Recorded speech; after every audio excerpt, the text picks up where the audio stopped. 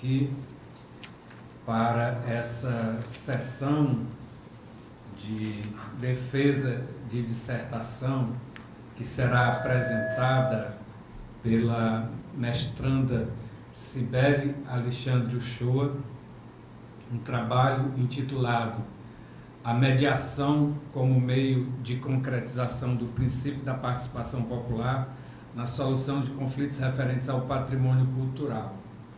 Esse trabalho ele foi orientado por mim, eu que sou o professor Humberto Cunha, e será avaliado por dois grandes professores, melhor dizendo, um professor e uma professora.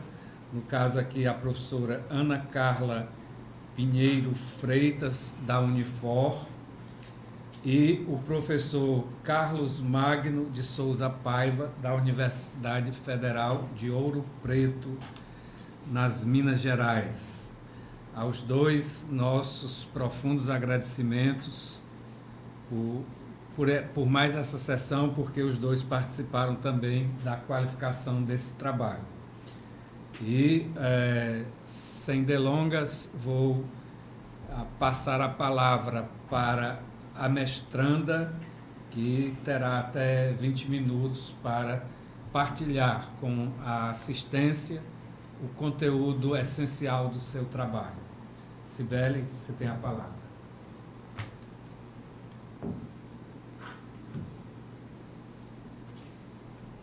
Sim. Só um instante, professor. Boa noite a todos. Boa noite aos membros da banca. Agradeço profundamente pela presença da professora Ana Carla e do professor Magno, da UFOP, que aceitaram me avaliar, e também pelas contribuições na qualificação desse trabalho. Meu tema é norteado por um dispositivo bem específico que está na seção que trata sobre a cultura na Constituição Federal, o artigo 216, parágrafo 1º, que diz o seguinte: o poder público, com a colaboração da comunidade, promoverá e protegerá o patrimônio cultural brasileiro por meio de inventários, registros, vigilância, tombamento e desapropriação, e de outras formas de acautelamento e preservação. Esse dispositivo ele tem muita relação com a participação popular, que é o fio que perpassa todo o meu trabalho. Então, a dissertação trata sobre a aplicação da mediação de conflitos nos casos de conflitos culturais que envolvem o patrimônio cultural, como forma de contributo à concretização do princípio da participação popular previsto nesse dispositivo mencionado. Eu venho estudando memória coletiva e patrimônio cultural desde que eu entrei no grupo de direitos culturais, em 2012. Mais ou menos nos últimos 2 anos, essa questão dos conflitos começou a se fazer mais presente nos meus estudos. Isso porque eu venho aprofundando a questão da identidade coletiva, que está diretamente relacionada à memória. Não dá para estudar memória coletiva sem estudar a identidade. E essa seara da identidade, ela é carregada de conflitos, né? A gente vê conflitos identitários desde o início da história da humanidade.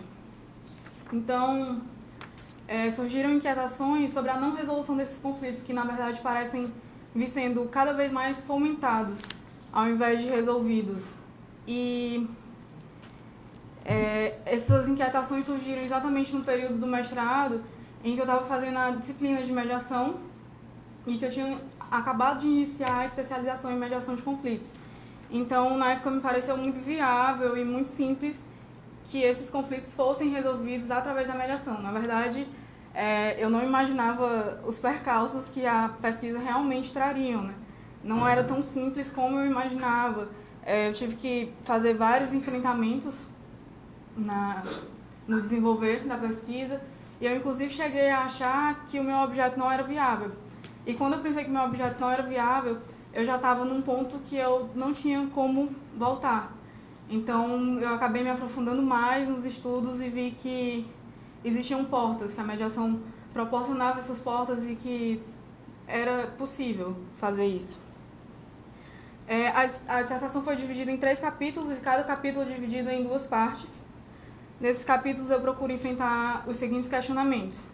Qual é a relação entre democracia, direitos culturais e conflito? Qual é a relevância social do patrimônio cultural? Como o sentido de pertencimento e a noção de autonomia podem ser desenvolvidos? É possível resolver consensualmente conflitos culturais que envolvem direitos difusos? Como a mediação pode colaborar na efetivação do princípio da participação popular, inferíveis do artigo 216, parágrafo 1º da Constituição Federal de 1988. O primeiro capítulo é voltado para as temáticas da democracia e dos direitos culturais. E aí eu tive uma certa dificuldade para iniciar esse capítulo, porque falar de democracia no Brasil hoje é meio complicado.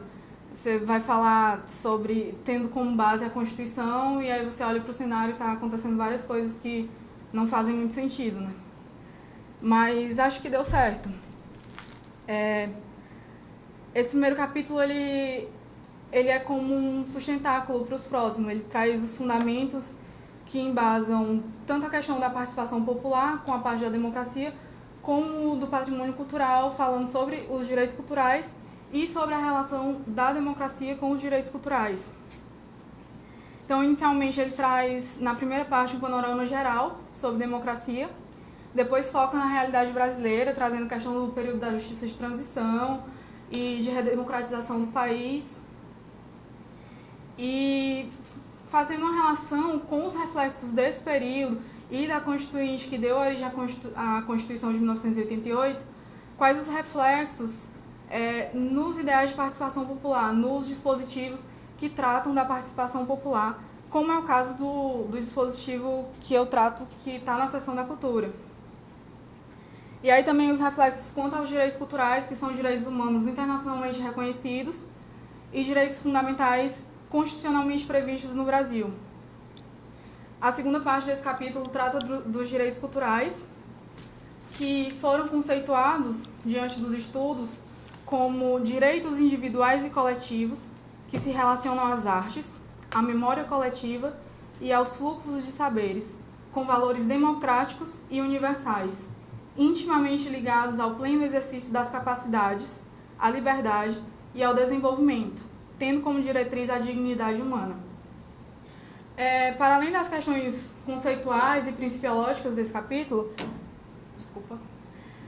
eu fiz também uma crítica sobre o valor que é dado aos direitos culturais. Tanto que um dos subtítulos desse capítulo, e nessa segunda parte, Vale Quanto Pesa, que é um questionamento porque a gente vê em todo o decorrer do trabalho como os direitos culturais são importantes, como estão presentes nas nossas vidas cotidianas o tempo inteiro e como é dado pouca atenção, tanto a partir das omissões quanto das ações contrárias, falta de fomento, essas coisas. E acabou que resultou nessa crítica que nem estava tão prevista assim, mas foi muito bem-vinda. No fim desse capítulo, introduzo a questão dos conflitos culturais, tendo como base o cenário brasileiro, de diversidade cultural e de pluralidade memorial e identitária, que a gente tem um país completamente plural, que já vem de uma história que congrega diversos elementos distintos, e o natural seria que a diversidade fosse respeitada.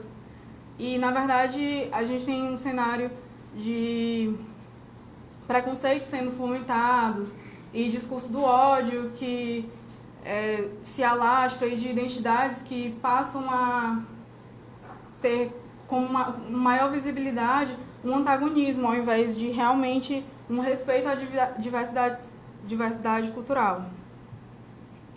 O segundo capítulo é dedicado à memória e identidade coletivas. E aí, na primeira parte desse capítulo, são estudados os preceitos mais fundamentais da memória coletiva, e deixando a segunda parte do patrimônio cultural. E aí, nessa primeira parte, são abordadas muitas questões que têm relação com o aumento dos conflitos baseados em identidade e que acabam se relacionando também ao patrimônio cultural, nessas dinâmicas supermodernas, como o avanço da indústria cultural, heterogeneidade cultural, os diversos grupos de pertença que vão se pluralizando e fazendo com que os indivíduos estejam cada vez mais em antagonismo com os outros. Também uma noção de fragilidade na identidade, que faz com que os indivíduos vejam o diferente como se fossem inimigos. E aí uma coisa realmente instintiva do ser humano é de eliminação dos inimigos. E aí a gente vai tendo esse cenário de fomento de discurso do ódio, que vai aumentando, vai disseminando preconceitos e assim por diante. Também a questão dos poderes hegemônicos, que se sobressaem e ditam regras nesse cenário de padronização. E aí, nesse contexto, tudo passa a produto de consumo, patrimônio também passa a ser produto de consumo, e a imposição identitária como uma moeda de troca, né? A segunda parte trata sobre a proteção do patrimônio cultural no direito brasileiro, e aí são questões mais jurídicas, são especificados os instrumentos acautelatórios, são feitas considerações acerca da função social do patrimônio cultural e apresentada a questão dos crimes contra o patrimônio cultural brasileiro. Por fim, fala-se sobre a participação popular na promoção e proteção do patrimônio cultural brasileiro. E aí trago dispositivos como o inciso do artigo 5º, que prevê a ação popular na defesa do patrimônio cultural, que é um inciso que fala que qualquer pessoa pode usar a ação popular na defesa do patrimônio cultural brasileiro. Mas esse subtópico, né, desse terceiro capítulo, esse final do segundo capítulo, aliás, desculpe, ele é mais importante para a reflexão de que as pessoas precisam se engajar para que elas possam proteger. Você não protege aquilo que você não conhece e você também não tem como manter uma noção de pertencimento e uma noção identitária que deságua em um vínculo memorial se você não estiver engajado na proteção daquele objeto. Professor, quanto tempo? Já tem 10 minutos. Obrigada. Se necessário. O terceiro capítulo tem foco especificamente na mediação de conflitos, mas assim como os outros capítulos, também é um capítulo que traz elementos que já foram estudados nos anteriores. E aí esse capítulo foi bem mais desafiador do que os outros, porque, embora a mediação não fosse uma seara nova para mim, era uma novidade enquanto pesquisa. Então, uma das principais questões que surgiram foi sobre a possibilidade de mediar conflitos que envolvem direitos difusos, já que esses direitos se referem a destinatários que não podem ser identificados de forma específica. Então, me surgiu o questionamento, né? Como eu vou colocar pessoas da sociedade civil para mediar um conflito sobre um patrimônio cultural se esse patrimônio cultural é de todos? Como essas pessoas específicas vão poder decidir coisas sobre esse patrimônio cultural? E aí tem a questão da proposição de ação popular para a defesa do patrimônio cultural, em que um único indivíduo se manifesta nesse sentido. Então, por que um grupo interessado na proteção do patrimônio cultural não poderia também se manifestar no sentido de fazer uma proteção, seja essa em relação a outro grupo ou mesmo em relação ao poder público, né? Assim, entrar frente ao poder público, frente às ações do poder público. E outra coisa que surgiu nessa defesa foi o uso da mediação de conflitos no direito ambiental. E eu pensei, direito ambiental também se trata de direito de interesse difuso, né? Então, se já se pensa em fazer isso no direito ambiental, por que não nos direitos culturais e aplicado ao patrimônio cultural? Então, acabei fazendo considerações e estudos que acredito que foi possível solucionar esse entrave.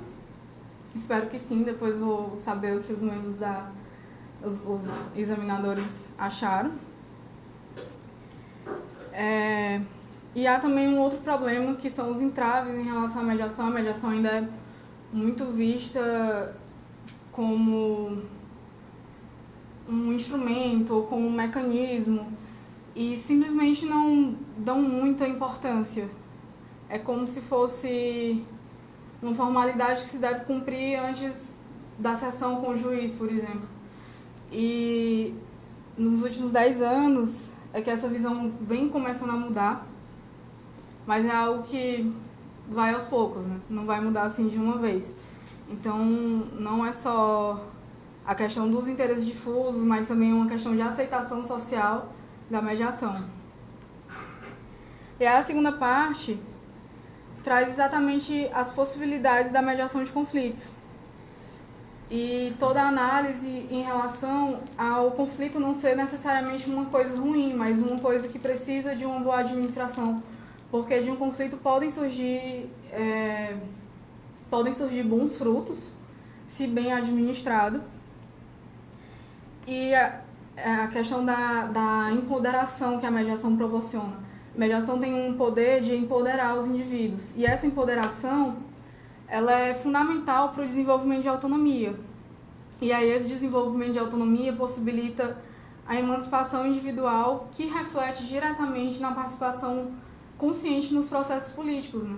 E essa participação consciente nos processos políticos está diretamente relacionada à participação popular, à democratização da cultura também.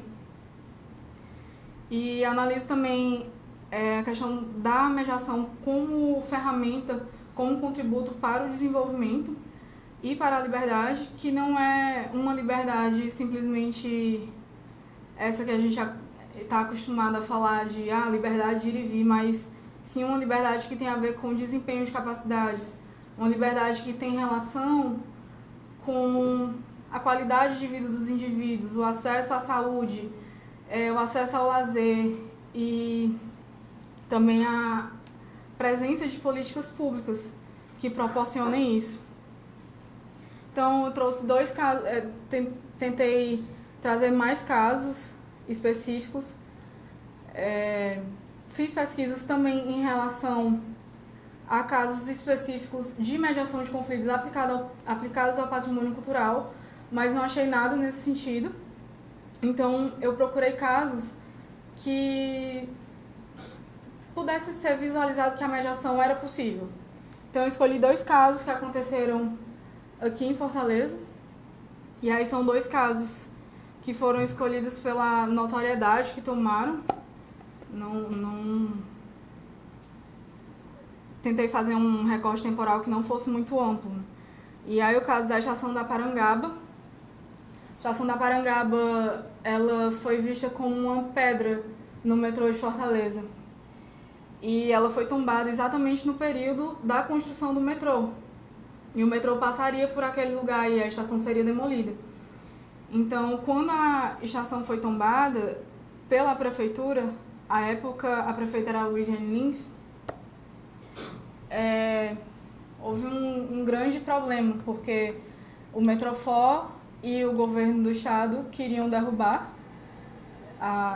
o prédio da estação, e uma associação de moradores e a prefeitura estavam em prol do bem. Tinha uma parte da população também que queria que o bem fosse demolido. Então, foram feitas muitas reuniões entre a prefeitura e o governo para que a estação não fosse demolida e que fosse preservada.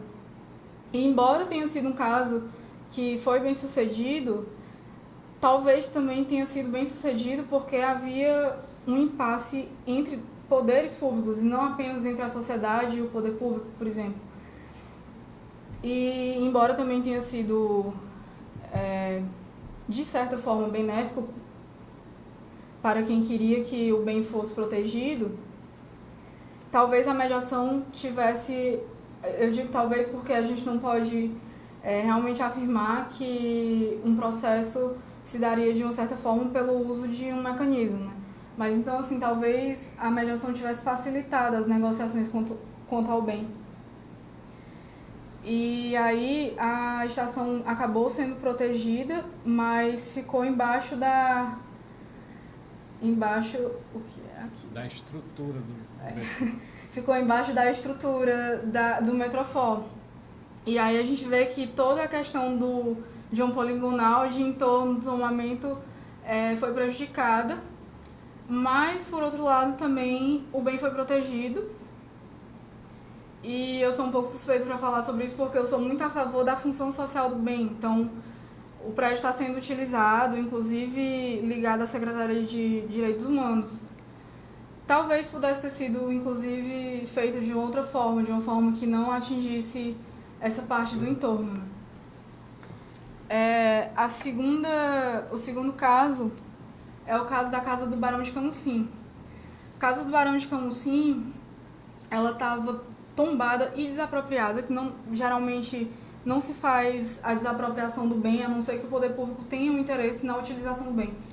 Então, ela estava tombada e desapropriada há quase 10 anos e estava quase caindo mesmo. Tinha as colunas da casa, quando a gente passava assim do lado de fora, dava para ver que tinha uns cavaletes segurando.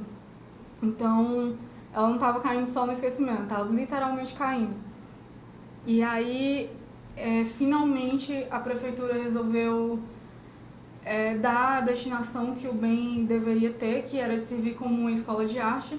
Nesse caso, foi ligada à Vila das Artes. Mas todo o problema se deu porque a ideia, foi de fazer a Casa Cor 2016 lá. Então, a Casa Cor reformaria o bem e depois ele seria entregue à sociedade para ter a destinação que deveria. E aí toda a questão gira em torno da reforma, porque o ideal seria que fosse feito todo um trabalho de restauro, com toda uma equipe especializada e não apenas uma reforma. E aí, como muitas vezes acontece, o poder público tomou uma decisão unilateral e não escutou a sociedade, que muito se manifestava em prol de um restauro. E o poder público se manifestava simplesmente dizendo que não tinha recurso para fazer um restauro. Mas aí a gente pensa, se for pensar pelo lado da função social do patrimônio cultural, é melhor um bem funcionando, tendo sido reformado, ou é melhor um bem que não vai funcionar porque não tem recurso para fazer um restauro e que está caindo, literalmente caindo no esquecimento.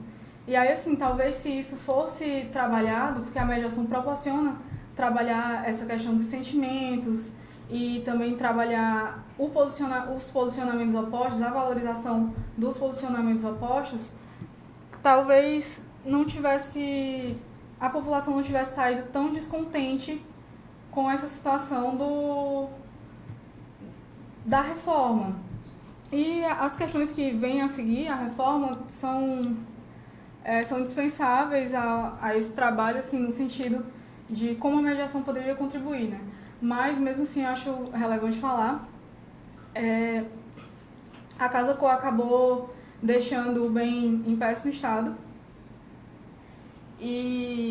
Mas isso, na verdade, também avalio como sendo uma responsabilidade do poder público, que deveria ter sido... que foi omisso, Ele não fiscalizou.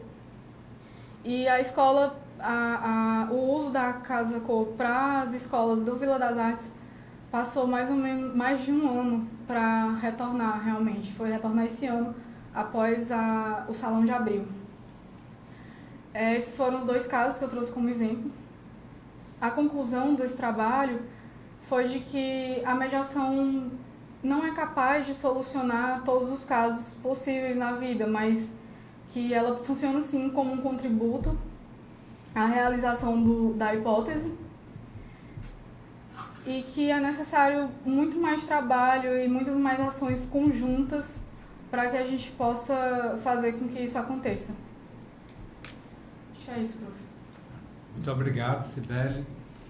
E agora nós passaremos às observações do professor Carlos Magno, direto de Minas Gerais.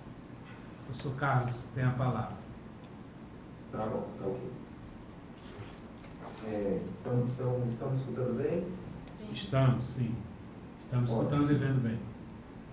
Por favor, Sibeli, a gente sabe que a gente está sujeito a isso, então se a ligação ficar, se minha fala ficar difícil de ouvir, dá um sinal aí, pelo menos para que eu saiba, e aí a gente possa tentar resolver qualquer problema que seja, tá bom? Certo, obrigada. Pode. Então tá.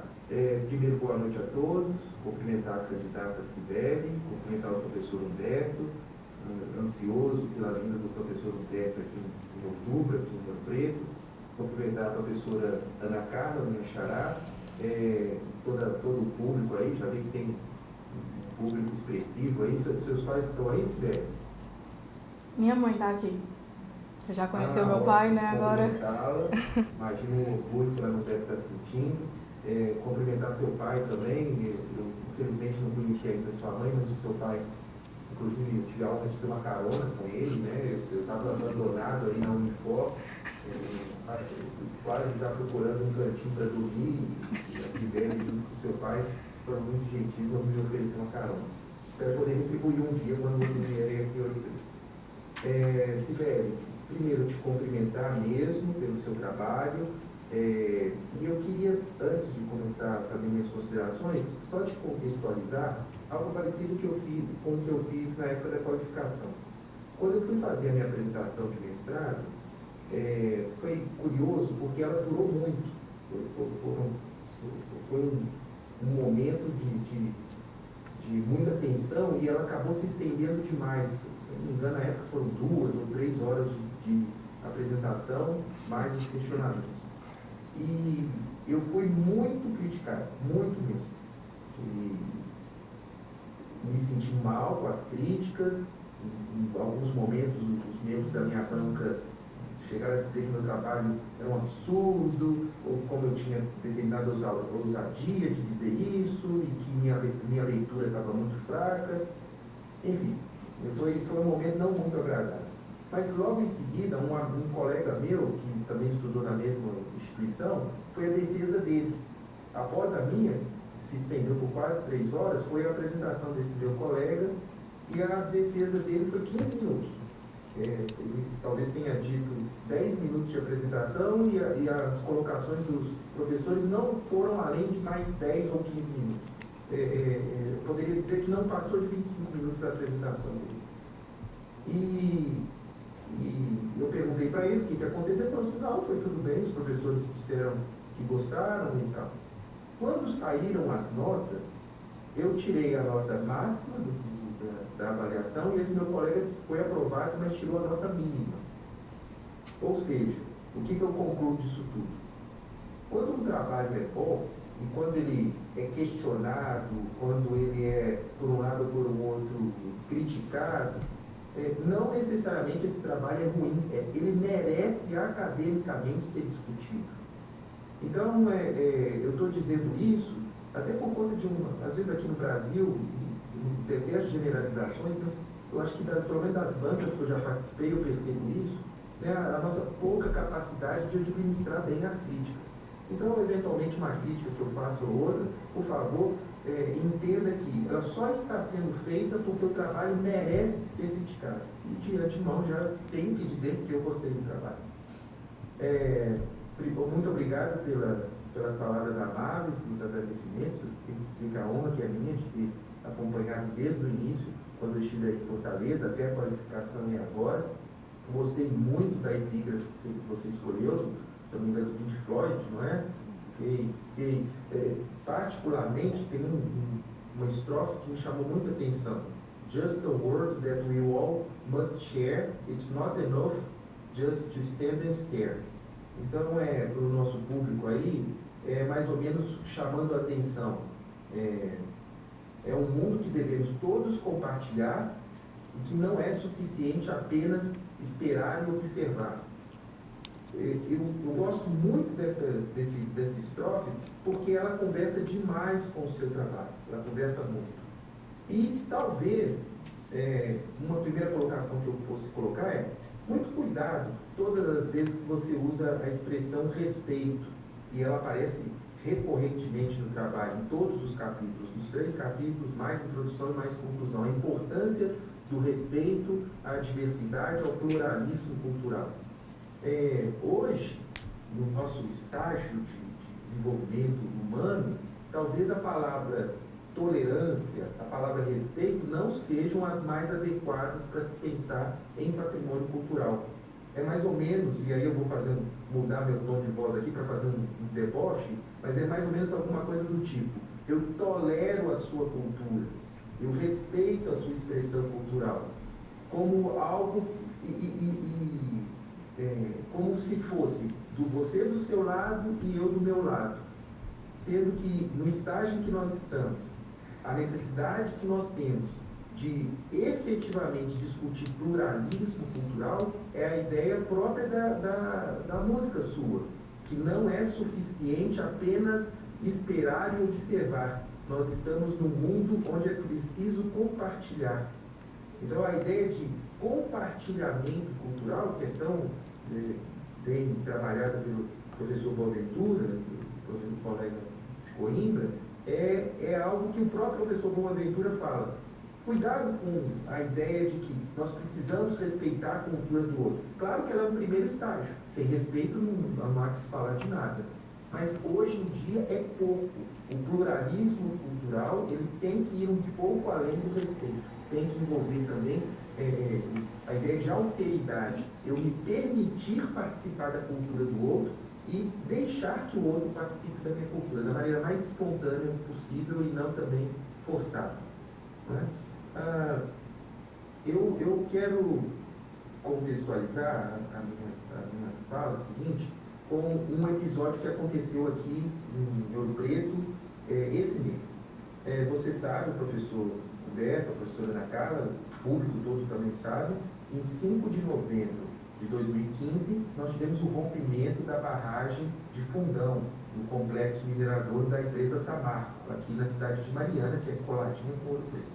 Então foi o desastre do rompimento da barragem da Samarco, o maior desastre ambiental da história do Brasil e talvez um dos maiores desastres da humanidade, desastres ambientais. Enfim, estamos em fase de discussão das ações civis, das ações criminais, e especialmente em relação ao distrito de Bento Rodrigues, que foi totalmente destruído pela lama, especificamente em relação a esse distrito, o Ministério Público tomou a iniciativa de desmembrar a ação civil pública, que envolve todo o desastre da ação civil pública relacionada às famílias do Bento Rodrigues. Então, o caso de Bento Rodrigues é desmembrado em relação ao TAC Governança, a grande ação civil pública que abrange todos os municípios da bacia do Rio Doce. Pois bem, o que acontece? O Ministério Público estava orientando as famílias no sentido de que cada uma delas teria que dizer o quanto elas deveriam ser indenizadas pelo rompimento da barragem. São 700 famílias no distrito de Bento Rodrigues. E a Samarco, por meio de uma fundação que ela criou, a Fundação Renova, ela elaborou um documento chamado de Matriz de Dano. O que é essa Matriz de Dano? É um questionário aplicado a todas as famílias de Bento Rodrigues, com a intenção, com o objetivo de levantar tudo aquilo que as famílias perderam, para fins de cálculo da indenização cabível a cada família. A Fundação Renova, que foi criada pela Samarco, ou seja, ligada à Samarco, desenvolveu um questionário que o Ministério Público achou fraco. O Ministério Público achou que não atendia todas as expectativas das famílias atingidas. Até porque as próprias famílias atingidas não tinham dimensão exata do prejuízo que elas sofreram. Todas elas conseguem ver que perderam a casa, perderam as vacas, perdeu uma criação de galinhas, uma plantação. Mas para pessoas simples, com pouca instrução, é difícil perceber, por exemplo, que você perder um álbum de fotos da sua família, isso tem um valor e isso tem que ser quantificado na hora do cálculo de uma indenização. Portanto, o Ministério Público fez uma chamada pública para contratar uma entidade que pudesse refazer essa matriz de dano. E a Fundação Caritas, ligada à Igreja Católica, ganhou esse chamamento público. E ela, então, iniciou o trabalho para elaborar essa matriz de danos. É um questionário longo, são quase 900 páginas por questionário, aplicado a todas as famílias, e que busca entender todo o prejuízo, desde natureza psicológica, pessoas que passaram a ter depressão, pessoas que perderam objetos pessoais, perderam plantações. Então, é muito complexo esse questionário. E esse mês, concluindo essa historinha, depois eu quero entender o que é o storytelling, story, mas eu acho que é o que eu estou fazendo. Concluindo, a Caritas me procurou nesse mês e falou assim: professor, nós achamos que essa nossa matriz de dano, com 900 perguntas, ainda está incompleto. Por quê? Nós estamos reparando que muita gente está dando falta de não participar das manifestações culturais que aconteciam no Bento Rodrigues antes do desastre.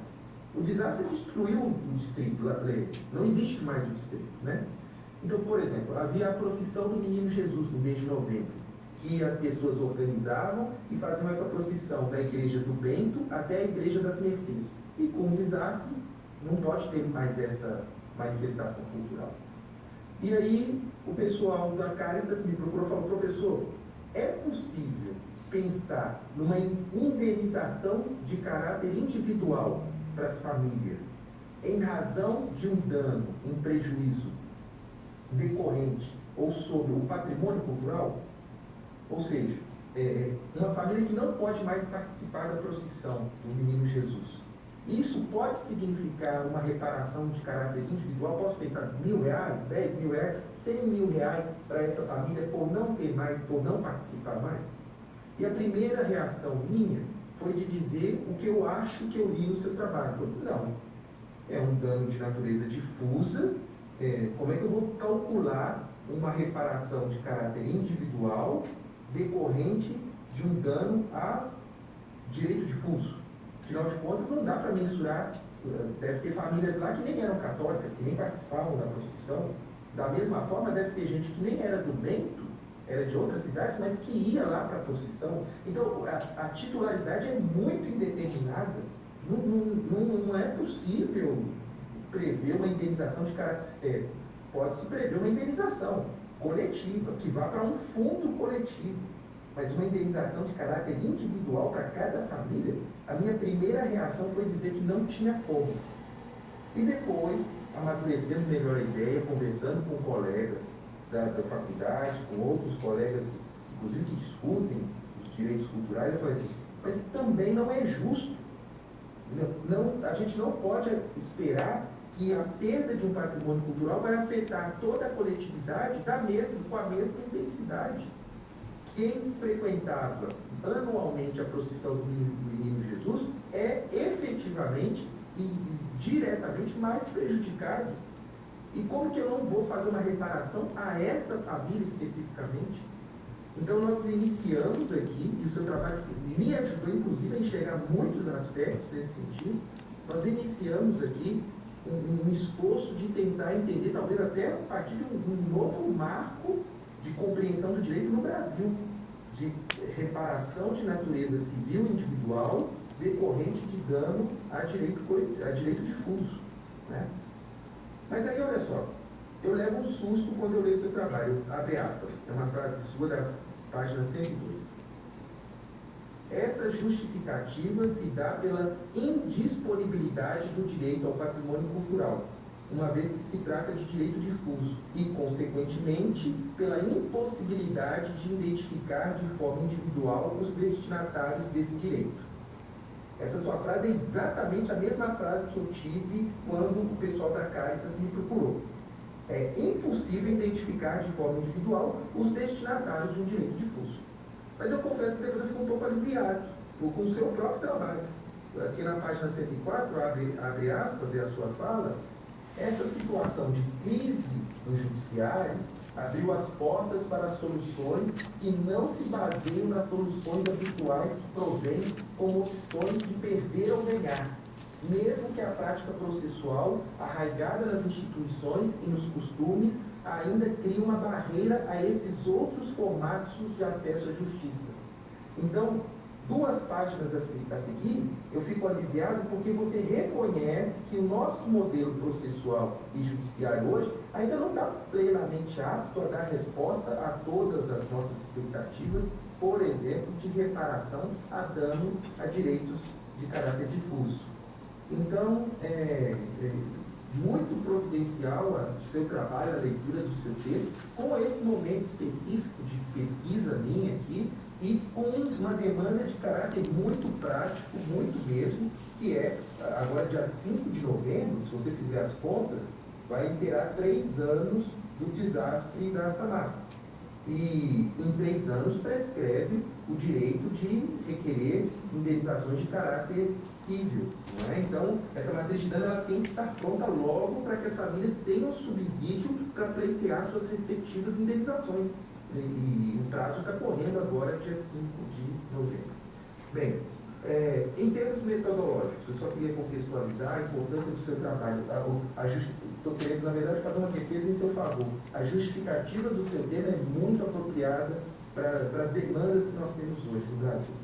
Em termos metodológicos, acho que o seu texto está muito bem escrito, você tem um português claro, objetivo, os seus parágrafos são bem amarrados.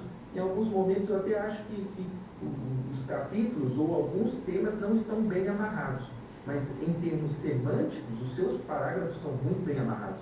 Parabéns, você tem um português muito bom. Ainda assim, claro, né, sempre escapa algumas coisinhas, não é? Então eu sugiro, antes de uma eventual publicação, um eventual depósito, algumas correções no português, algumas coisas que eu identifiquei ao longo de todo o texto, né? Acho que não se fala em prática democrata, acho que se fala em prática democrática. Democrata é o status do sujeito que é democrata, não de uma prática, né? Então, às vezes você escreve mediação de conflitos com maiúsculas, às vezes com minúsculas, podem ser direito como disciplina, com letra maiúscula também. Tem um momento que você usa a preposição do errado, e também do ato das disposições constitucionais transitórias, no ato das disposições constitucionais transitórias. Tem uma coisa até que eu acho que talvez um pouquinho mais falha. Tem um momento que você fala assim: o Brasil é classificado como um país cuja democracia é falha, conforme será possível verificar no mapa a seguir. Só que não tem um mapa a seguir. Sim. Então, não sei se faltou, por que faltou um mapa? Não tem um mapa. Tem o boom, que eu acho que você se referia ao boom de crescimento, né?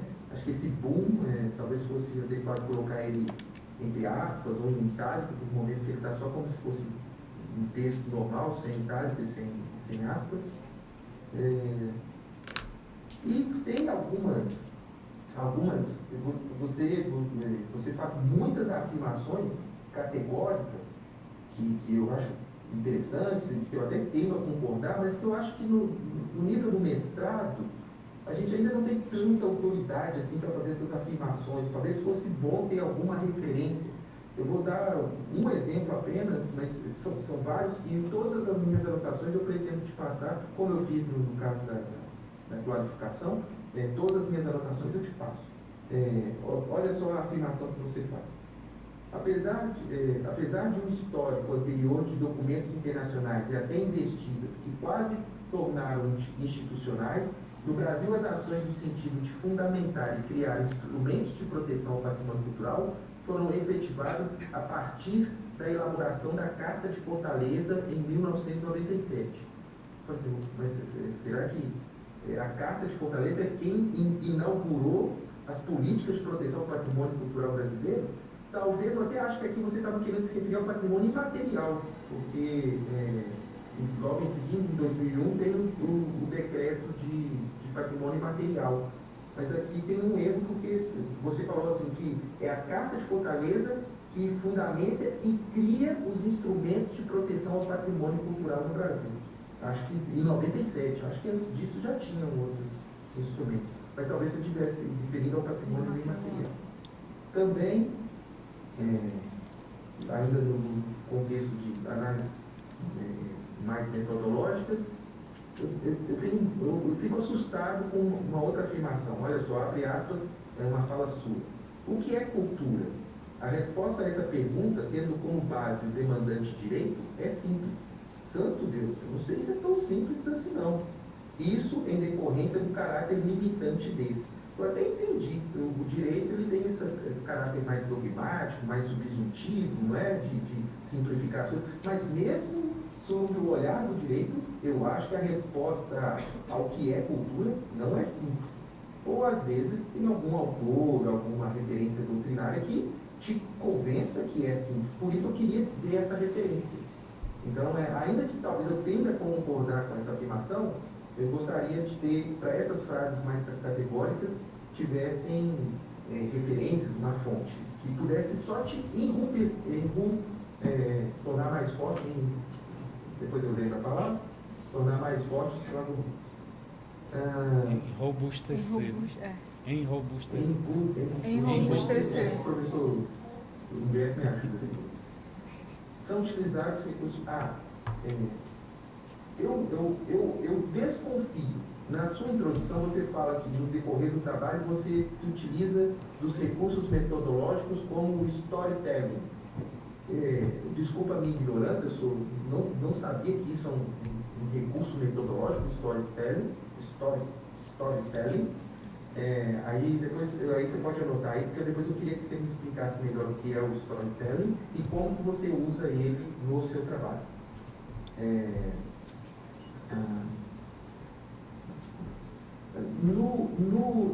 Nos dois casos da estação da Parangaba e da Casa do Barão, do Palácio do Barão do Camocine, você trata os dois casos como casos de mediação, mas se eu não me engano são casos de autocomposição, né? Porque a legislação que regulamenta a mediação, diz que quando envolve o poder público, não se trata de mediação, trata-se de autocomposição, não é?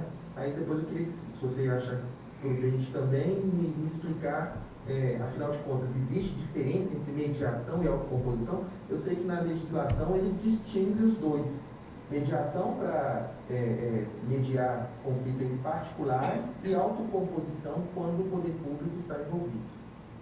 E, por fim, nessa parte metodológica, acho que na qualificação eu já havia feito esse questionamento, mas ele se repete no trabalho.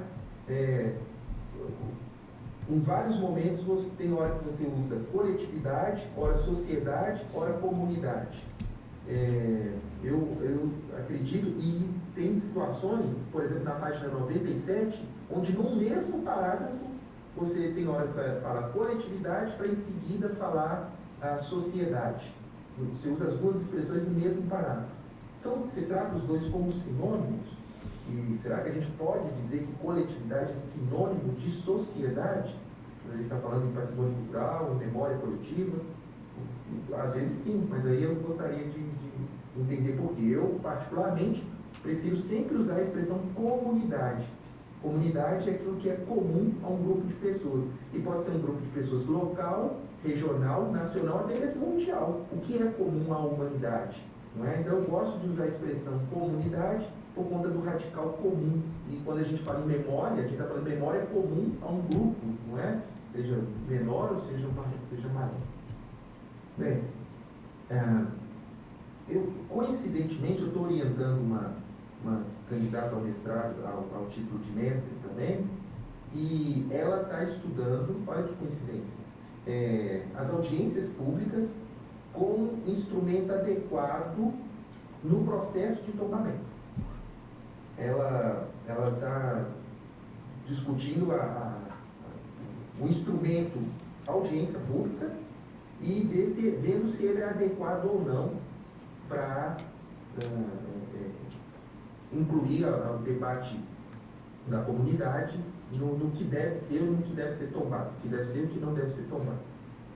Eu e essa minha orientanda, a gente está chegando à conclusão que o problema em si não é o da participação popular. E olha, pense isso, por favor, no seu trabalho. Pense no seu trabalho. A gente está chegando à conclusão que a questão no Brasil é a falta procedimental de canais de comunicação públicos, de esferas de debate público. E aí, estou falando, você citou muito brevemente Habermas, talvez eu esperava até pensar, ler mais Habermas no seu trabalho, já que você está falando muito de participação popular. Será que a questão mesmo é a mediação? Será que a questão é a audiência pública? Ou será que nós, no Brasil, não pensamos canais procedimentais adequados de debate na esfera pública? As audiências públicas em si, você já deve ter participado de algumas, elas são totalmente manipuláveis conforme os interesses que estão envolvidos, não é? A gente fala assim, mas se ela acontecer às 3 da tarde, isso inviabiliza a participação da população porque está trabalhando. Mas se o empreendedor tiver meia hora de fala e cada pessoa da comunidade 3 minutos, isso também é desproporcional. A população não tem acesso ao conhecimento técnico suficiente para avaliar o impacto de um empreendimento. Na verdade, essa discussão ela é secundária. Na verdade, não existe ainda um debate de esfera pública apto a pensar estruturas procedimentais que fossem adequadas a um envolvimento coletivo amplo, autônomo e restrito. Então, os 2 casos de mediação que você cita, eu acho que são muito emblemáticos nesse sentido, que na verdade, pelo menos no caso do Palacete do Barão de Camusim, é quase que indiferente ter havido ou não a mediação. Não é? Eu acho que até você coloca isso no seu trabalho, porque no final ficou uma discussão entre prefeitura e governo do Estado, e realmente houve um debate, e eu insisto, talvez não houve nem porque não se pensou-se ainda essas estruturas procedimentais de debate na arena pública, não é? Então, talvez você quisesse fazer alguma colocação nesse sentido também. Eu vi que no seu capítulo 2, eu gostei muito, muito mesmo do capítulo 2, a ideia do empoderamento, a sua sugestão de empoderamento, de sentimento e tal, mas da mesma forma, esse empoderamento e esse sentimento, será que ele possui instrumentos adequados onde eles possam ter peso, tal como uma fala de um empreendedor, de um município, de um ministério público, de uma maneira equilibrada e horizontal, para que isso efetivamente faça parte do processo decisório, não é? Bem, quando você trabalha no capítulo 1 a ideia de democracia, eu acho que você se esforçou demais em trazer conceitos de democracia. E, de novo, pouca discussão procedimental sobre a democracia. Tem uma hora, que eu vou abrir aspas, no capítulo 1 ainda, que eu falei assim, olha, a própria Cibele está reconhecendo a necessidade de que deveria haver uma discussão sobre a democracia na democracia. Que é a questão procedimental, não o que é democracia, mas a questão de como é o procedimento, as bases estruturais pelas quais e aonde deve se desenvolver a democracia. Olha só, abre aspas. Eu falei assim, nossa, aqui ela mesma percebeu essa necessidade. Olha, de modo que a própria democracia, com perdão da redundância que pode aparentar, tivesse o caráter democrático que era almejado. Então, a gente está falando de uma supra-democracia, a democracia da democracia. Você mesmo entende que seria talvez necessário essa reflexão sobre as bases estruturais, não apenas um conceito, que a democracia é a vontade da maioria. Eu vi que você trouxe os conceitos até de democracia que você trouxe, nem são tanto de teóricos do direito. eu vi que você trouxe um conceito da François Chouat, de outros autores, que não necessariamente são teóricos do direito ou da ciência política, mas que são até mesmo pessoas da área da história ou da arquitetura, como a François Chouat. Não é? Bem, então, eu talvez ficasse com essa dúvida. Qual o marco teórico que a Cibele adota para trabalhar a democracia? Qual é o marco teórico dela? Será que é a teoria do reconhecimento de Honneth? Eu sei que você também andou por aí, mas aí já bem mais para frente. Não é? Será que é a teoria do reconhecimento? Será que é Rawls? Será que é Habermas? Qual que seria? No momento em que você discute democracia, eu não enxerguei essa discussão. Bem, da mesma forma, aí aqui é uma sugestão. Aqui no direito da UFOP, aqui no mestrado em direito da UFOP, o nosso mestrado ele se chama Novos Direitos, Novos Sujeitos. É um esforço de se pensar novas epistemologias para o direito, novas formas de... É muito próprio. O seu trabalho talvez fosse muito bem aceito aqui no nosso programa, o projeto do seu trabalho. Porque pensar o direito fora das estruturas clássicas, decisórias, de participação popular, de elaboração de leis, fora desses procedimentos clássicos, não é? Então, aí é uma recomendação, que é um autor que nós estamos lendo muito aqui na UFOP, que é o Volkmer, ele é lá de Santa Catarina, e ele é um especialista, é um teórico na discussão, não do patrimônio, não do direito ambiental, mas na discussão das bases teóricas dos novos direitos. E à medida que eu ia lendo o seu trabalho, eu falei, caramba, que Volkmer ia ajudar demais a Cibele, porque o que ela está querendo é sair da caixinha. Ela está querendo fazer a proposição dela realmente de sair fora de um parâmetro de processo decisório, jurisdicional, clássico, a partir de métodos alternativos de resolução de conflitos, mais especificamente da mediação. Acho que chega um momento, ainda no capítulo 1, você gasta muita energia para falar de justiça de transição, anistia e a importância disso para a compreensão da democracia. Eu acho que nesse momento saiu um pouco do foco do trabalho, que são muitas páginas que você gasta para discutir justiça de transição, a anistia, para no final chegar e dizer que a Constituição brasileira é mal resolvida em relação à responsabilização de danos durante o período militar. Não que eu ache irrelevante a discussão, mas eu não entendi o elo, o link com a discussão seguinte, que é a mediação em matéria de patrimônio cultural.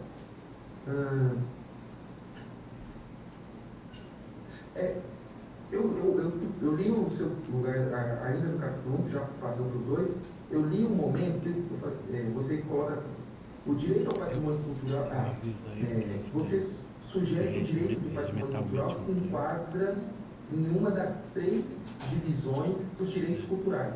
Os 3 grandes grupos seriam o saber, as artes, a memória coletiva e os fluxos dos saberes. E, segundo você, o direito ao patrimônio cultural ele se enquadra mais com a questão da memória coletiva, nessa divisão dos direitos culturais, que são essa divisão sugerida pelo professor Humberto, artes, memória coletiva e fluxo dos saberes. Você enquadra o direito ao patrimônio cultural dentro de memória coletiva. Aí eu falei assim, mas por quê? Na leitura do seu trabalho, do capítulo 2, eu até entendi por quê. Mas aí veio uma segunda pergunta. Qual que é a diferença entre memória coletiva e fluxo de saber? Então, isso talvez se você quisesse abordar também seria uma pergunta. Qual a diferença dessas 2 categorias dos direitos culturais? Memória coletiva e fluxo de saber. E por algum instante eu quase acho que o fluxo de saber é um fluxo, né, um movimento, é uma memória coletiva. Eu confesso que não entendi a diferença. Bem,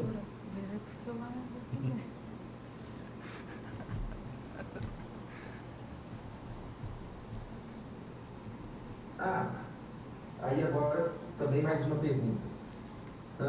A participação popular, colaboração da comunidade, é um direito, uma garantia ou um dever? A participação popular, não é?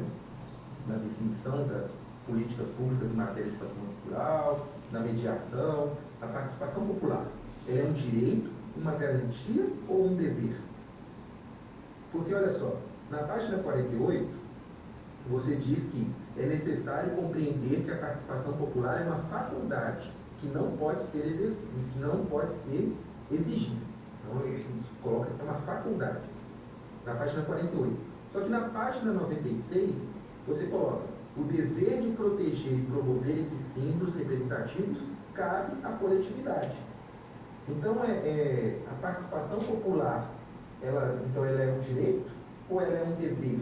Já que no momento seguinte você fala no dever de promover os símbolos culturais. Né? Eu gostei muito do capítulo 2. Vou usá-lo aqui no nosso programa de mestrado, como leitura, uma das nossas aulas aqui. Gostei muito da sua disciplina. O capítulo 2 me encheu os olhos. A ideia de supermodernidade, que eu nem conhecia, e os não lugares. A gente sempre fala lugar da história, lugar do saber, e aí a sua discussão sobre os não lugares. A relação entre cultura hegemônica e cultura subalterna, que é algo que me desperta muito interesse também. A ideia da cultura como bem de consumo, né? A François. Eu vi que você incorporou sugestões de 2 autores que eu indiquei na qualificação, não é? O professor Stuart Hall, você usou ele no seu texto, eu gostei muito. A proteção pautada a partir de um fim pretendido, né? Gostei demais dessas reflexões. E a sua percepção madura de memória coletiva, não é? Aqui no nosso grupo de estudo, a gente fica muito preocupado em pensar a memória, não uma memória que seja, naquele sentido, a história mestra da vida, aprender com o passado para não repetir os erros no futuro. Não é? Os historiadores são malucos de raiva com esse tipo de base ou desse tipo de fundamento enquanto elemento de proteção ao patrimônio cultural. E é bem verdade, não é? Se a gente tivesse essa capacidade de aprender com o passado, a gente não estaria em vias de eleger um Bolsonaro da vida ali, do extremo nazismo estar voltando no mundo, e a violência contra a mulher, e trabalho escravo, análogo ao trabalho escravo. Então, essa ideia de história mestra da vida, ela está superada. E achar que isso é a base ou o fundamento de proteção do patrimônio cultural tem que ser questionado, precisa ser questionado. Não é que é inválido de tudo, mas esse argumento puro e seco, ele é pobre, é muito pobre. Então, eu gostei. Apesar do que tem em alguns momentos do seu trabalho que você deixa escapar isso um pouquinho, né? Mas não compromete, dada a qualidade do todo. Caminhando por fim, calma.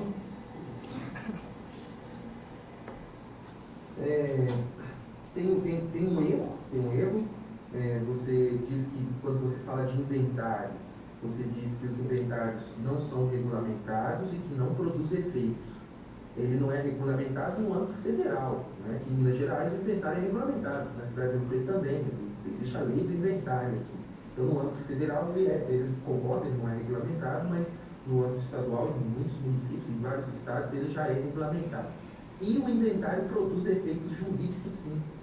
Eu estou orientando uma iniciação científica do CNPq, onde o meu orientando, ele está fazendo um observatório dos julgados do Tribunal de Justiça de Minas e do TRF1, que é o nosso Tribunal Federal aqui, que abrange Minas. Ele está fazendo um observatório dos julgados do TJMG e do TRF1 em matéria de patrimônio cultural. Ele está catalogando e estudando todas as decisões disponibilizadas nos sites dos tribunais de Minas e da primeira região em matéria de patrimônio cultural. Todos. E nós já conseguimos catalogar 92 decisões que determinaram o dever de preservar o bem cultural, 92 decisões que determinaram o dever de proteger um bem cultural, porque ele é inventariado. Então, existem sim decisões em que o juiz fala, como é inventariado e não é tombado, não há o dever do proprietário de manter a conservação ou conservar o bem. Mas, pelo menos, é a grande maioria. Isso de 100 e poucas analisadas, posso te dizer que 80% dos juízes, dos desembargadores, reconhecem que o inventário produz efeitos no sentido do proprietário não poder demolir o bem. E aí sim, agora a minha última colocação, e depois você fica muito confortável para fazer a intervenção que você quiser, responder o que você quiser, o que você achar que merece mais destaque, tá bom? Gostei daquele gráfico seu, da figura 1, que é as relações atinentes ao patrimônio cultural. Aquele é original seu mesmo? Você que bolou aquele gráfico ali? Sim, foi eu que fiz. Foi? Então, grupos identitários, memória coletiva, noções de pertencimento e sentimentos no meio de tudo, né? Eu queria que você explicasse esse gráfico. Falasse um pouquinho desse gráfico aí, se tiver algum suporte aí, de repente alguém pode até projetar aí no telão aí qual que é o gráfico que eu estou referindo. Não sei se tem Joga aí a câmera. Aqui, né? Isso, esse gráfico. E assustadora a imagem da estação de Parangaba, né? Nossa, aquilo ali vai ser também estudo de caso nosso aqui, aquela passando por debaixo da linha do metrô lá, do Fortaleza, é assustador. Por quê? A sua fala, no finalzinho da sua apresentação, é de que pelo menos está se dando uma destinação social à estação e tudo e tal, né? Eu, sinceramente, para mim, aquela estação, como está, ou se fosse qualquer outro edifício, virou o que a gente chama de um feito. A capacidade daquela estação comover, mobilizar, sensibilizar, está mais para o sentido de gerar repulsa, ojeriza, pena. Eu vejo aquela estação, fico com pena dela. Eu fico vendo a que ponto o patrimônio cultural sucumbiu ao metrô de Fortaleza. Então, eu sei, às vezes o ótimo é inimigo do bom, né? Pelo menos ela está lá, está debaixo da linha de trem e tudo, né? Imagina quando o metrô passa, então, quem está estudando lá dentro, né? Deve ser assustador. Mas eu não gostaria que o patrimônio cultural representasse um sentimento de pena. Eu gostaria que ele representasse um sentimento de orgulho. Eu não olho para aquilo e sinto orgulho. Eu sinto vontade. Eu falo, que bom que Fortaleza tem isso. Eu falo, que pena que Fortaleza trata a segunda estação de trem da capital do estado do Ceará dessa maneira. E detalhe, passa um trem por cima, né? Literalmente passa um trem por cima, né? Então, Sibeli, parabéns. Eu não estou falando da boca para fora. Especialmente em relação ao capítulo 2. O capítulo 3 também tem muito mérito na sua discussão sobre empoderamento, mas especialmente o capítulo 2 para além de uma fala elogiosa, com o trabalho todo, vai ser objeto de discussão nossa aqui no mestrado. Tá, ok? Então, parabéns. Percebe-se que tem um trabalho de muito esforço, sua bibliografia está muito rica. Eu fiquei muito feliz de ver em autores de toda a ordem ali. Cumprimentar o professor Humberto, tenho certeza de parte dessa luta incansável aí que é redigir.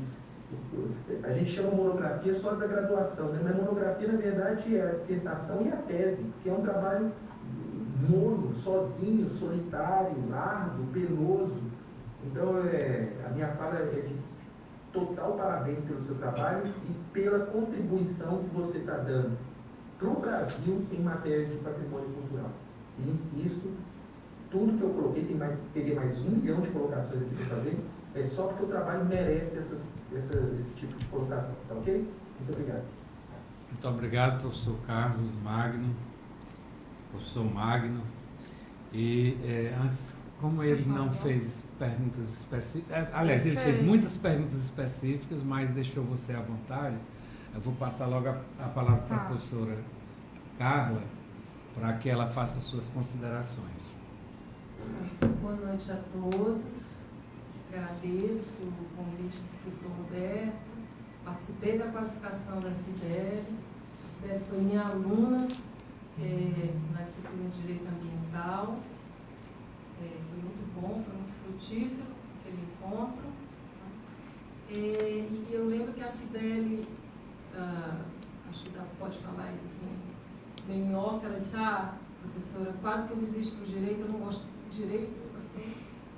Mas eu entendi, depois que eu conheci a Cibele e o que ela produziu, que o que ela estava falando é que ela não gostava desse direito que está aí tão formal, né, que não responde, não dá resposta a muitos questionamentos. Né? Daí até o professor o professor Carlos, falar que bibliografia rica, que ele não disse esses termos, né, que multidisciplinariedade, né, com livros de sociologia, de psicologia, de antropologia, né, enfim, isso aí é muito rico, é muito importante, a gente vê que atravessa todo o trabalho da Cibele, que eu diria, tem eu vejo como uma tese, né, nem uma dissertação, né, tão original, tão rico, tem tantas contribuições, tem tanto, suscita tantas reflexões, né, tantos questionamentos, que eu creio que esteja assim, seria uma tese de doutorado. Né? Imagino que ela vai aprontar no doutorado, né? Aprontar de bom. Quanto ao professor Carlos, ele falou que o mestrado aí de vocês, novos direitos, novos sujeitos, gostei muito interessante, professor. Também podia ser o inverso, né? Novos sujeitos, novos direitos. Né? Novos direitos, novos sujeitos, ou novos sujeitos, novos direitos. Bem interessante. Eu fiquei também com um questionamento, ainda quanto à tua exposição, Cibele, e os comentários do professor, quando ele fala em autocomposição, né? Trata-se de autocomposição ou de mediação? Na verdade, eu acho que a autocomposição é o resultado da mediação. Né? Não sei se você vai responder dessa forma, E também, quando você estava expondo, Cibele, me surgiu o questionamento, né? Se a mediação, ela pode extrapolar o conflito prévio, é uma questão, uma colocação, né? No caso que se falava da Casa Corpo, ou seja, a questão de reforma ou não reforma, e se questionar, né, o porquê o governo não cuida, né? Prévio ou posterior, enfim, né? Inserir aí um outro conflito até, mas que atravesse o primeiro. Se isso seria possível. Como eu disse, o trabalho está muito bem feito, você observou bem todas as diretrizes, todas as sugestões, né, feitas, inseriu o Axel Honneth, né, que foi bem rico aí, usou o Marco G naquelas obras que eu te emprestei, algumas, enfim. Também gostei muito, já na tua introdução, né, quando você fala do teu percurso acadêmico. Eu até aconselharia, acho que a gente pode levar até para a reunião do colegiado, que isso deveria constar em toda a dissertação, toda a tese. Né? A pessoa não chegou do nada naquele tema. Né? Tem uma construção aí, e a tua construção foi bem rica. Né? E sempre ao lado do professor Humberto, que eu vejo ele aqui muito citado, né? Muito apropriadamente, mas bastante citado.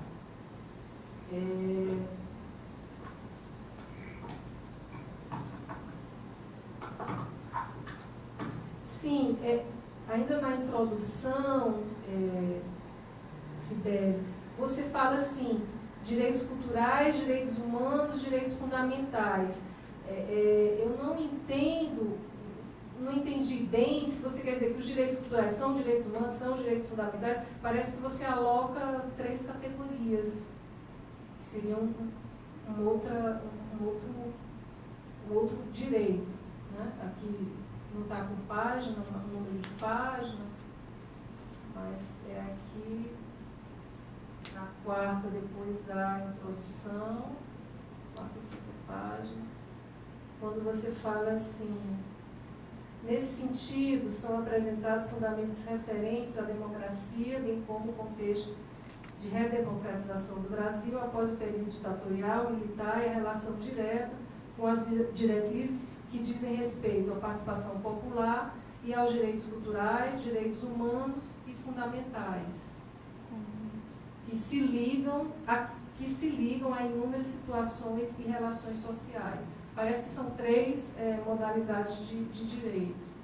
Não sei se eu posso? Assim. Não, só depois. Depois. Tá. Bom, o professor Carlos falou da música do Pink Floyd, né?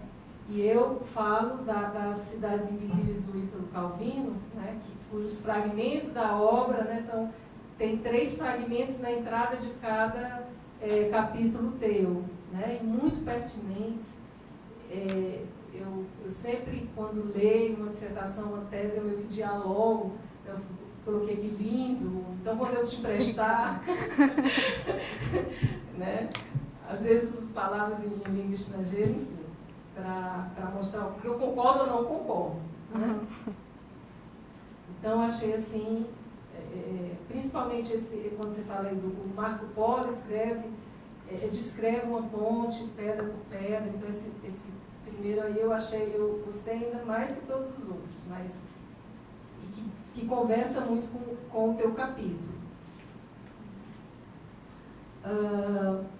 Também a questão da democracia, que o professor até colocou, né, que você refere muitas vezes, professor Carlos, a democracia, né, mas de que democracia você está falando, né, qual é o corte teórico, né? E eu fiquei pensando num livro que se chama O Fetichismo do Conceito, não sei se até já na qualificação tinha falado sobre esse livro, né? Mas, assim, o termo democracia, como a expressão direitos humanos, né, elas cabe muita coisa dentro delas, né? Mas, por outro lado, elas são também muito representativas por si mesmas, elas falam por si mesmas. Eu lembro, assim, e quando eu estava pensando isso, vou falar uma coisa que não tem a ver diretamente com o teu trabalho, mas que tem a ver com arte também, que uma vez que eu estava na Alemanha e o Chico Buarque de Holanda estava lá para o lançamento do livro dele, Estorvo, o primeiro livro dele, e estava o tradutor, Lúcio Maia Clason, que era muito conhecido, já falecido, e ele disse assim: olha, o Chico Buarque, entre os brasileiros, pode ser até que a música dele não seja bem entendida, mas eles se sentem representados por ele. Então, assim, fiz esse link aí.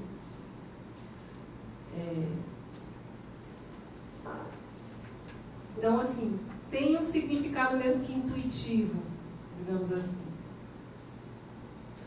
Também, como o professor Carlos falou, eu senti falta de outras obras do Habermas. A que você usa é super importante, né? A tese dele de docência é de 1961, né? Mas tem a teoria do agir comunicativo, que não está aqui, né? E que é muito importante, seria interessante para o teu trabalho. Aí, assim, também na questão do politicamente correto, ou do juridicamente correto, melhor dizendo, aí na página 33, quando você fala deficientes, né?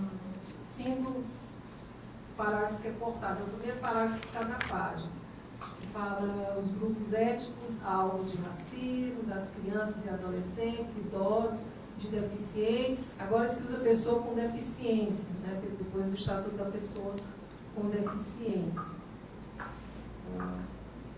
Estou misturando aqui questões de conteúdo com metodológicas, mas está seguindo aqui a sequência o fluir da obra, do trabalho. Então, aí na página 34, você fala no Democracy Index de 2017, né? Eu achei super interessante. O objetivo de examinar a democracia em 165 estados independentes, enfim. Aí fala dos percentuais e tudo. Eu fiquei curiosa de como aferir tudo isso, né? Qual foi o processo para aferir esses percentuais, né? O que é que foi usado, quais os parâmetros. Né? Porque a gente fica, às vezes, impactado com o resultado, mas não sabe do processo que levou para chegar a esse resultado. Não sei se você acompanhou, se o livro de onde você retirou esse aqui fala desse percurso. Tá.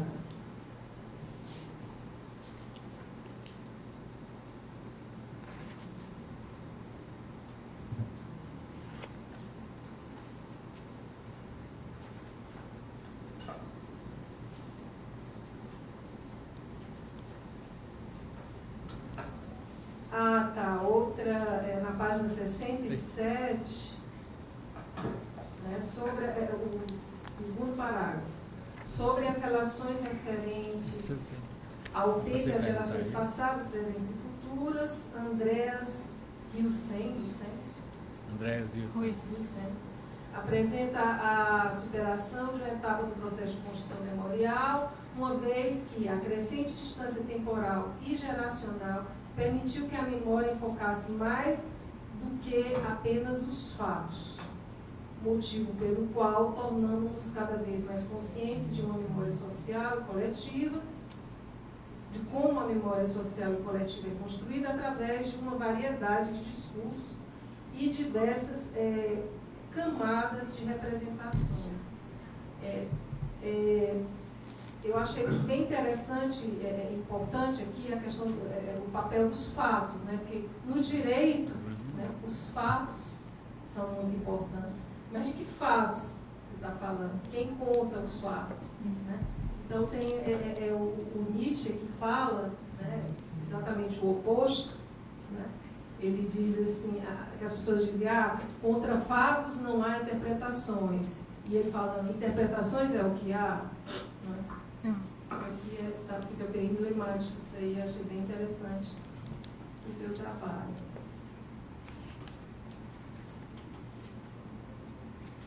Tá, na página 69, na leitura do primeiro parágrafo, você fala da indústria cultural.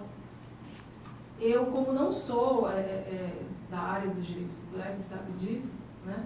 Eu sou direito ambiental, filosofia do direito, sou psicóloga, mas, enfim, essa questão, a diferenciação entre indústria cultural e entretenimento, cultura de massa, assim.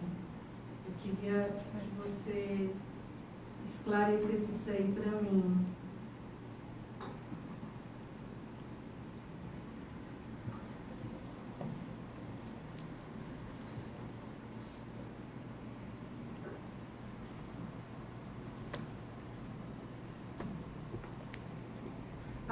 Outro conceito que eu gostaria que fosse melhor explicado e que, assim, eu acho que no momento é bem importante, né, no momento que eu acho que a cultura está meio se desconstruindo por meio até da indústria cultural, do mundo virtual, né, é o de destombamento.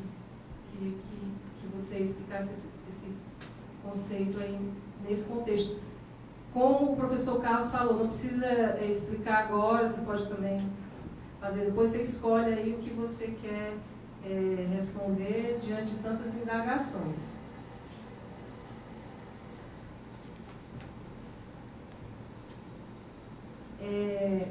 Aí quando se fala lá dos crimes, né, dos crimes contra o patrimônio cultural, aí que cita, na verdade, é uma lei ambiental, né, a lei dos crimes ambientais, e lá dentro estão inseridos os crimes contra o patrimônio cultural, mas eu fiquei pensando assim, essa questão da indústria cultural, ela é uma ressignificação do patrimônio imaterial ou podia ser enquadrada como crime mesmo? Eu não entendi, não. Não entendeu? Não. Então, depois a gente conversa. Tá. Passa pra prova.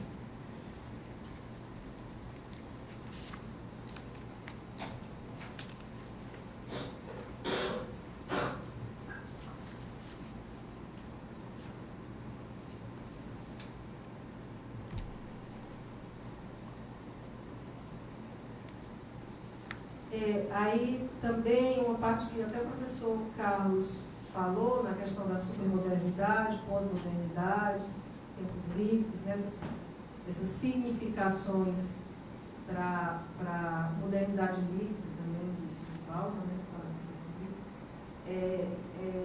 Então, o Lyotard, né, que criou esse termo pós-modernidade, ele não foi citado aqui no teu trabalho, né?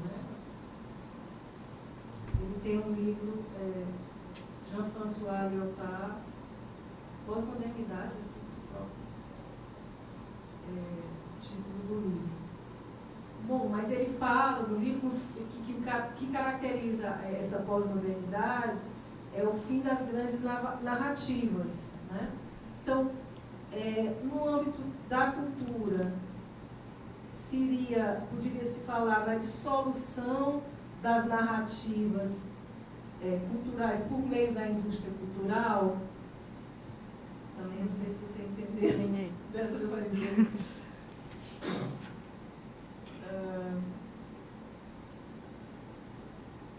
Sim, outra questão, na página 101, quando você fala lá, 3.1, primeiro parágrafo, além da crença de que decisão válida mesmo é aquela proferida por juiz, né, que vai além. Eu lembro que eu tenho alguns alunos juízes e também colegas, e eles meio que desvalorizam, né, a mediação, porque eles dizem exatamente isso: vai passar pela gente, a gente tem que homologar. Né? Então, a mediação tem que ser sempre homologada pelo juiz, ou então sempre se tem o direito de ir ao judiciário, no caso. Né?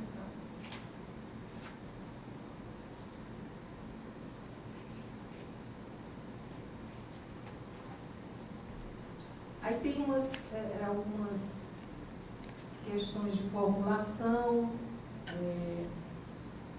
tem uma parte lá que você fala A nível D, assim, que não está correto em português, de trocar essa expressão.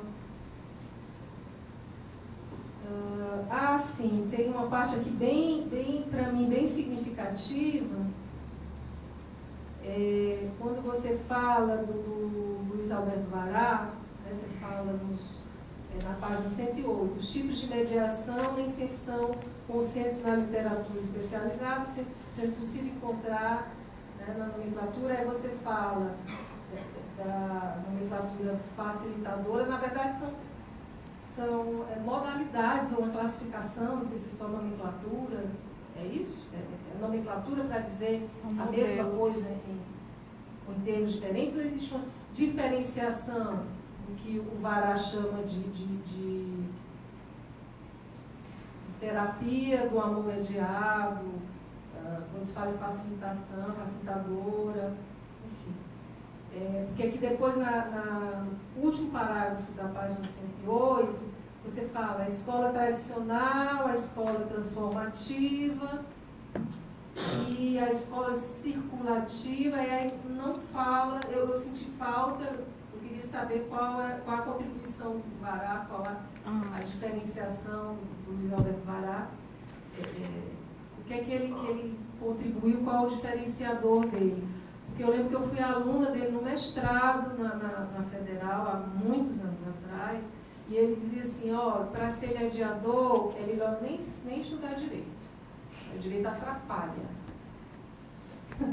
Então, assim, ficou todo mundo impactado no mestrado de Direito, uma pessoa fazer essa afirmação. Né? E aí o advogado ele vai pensar lá os termos jurídicos, na mediação não é por aí.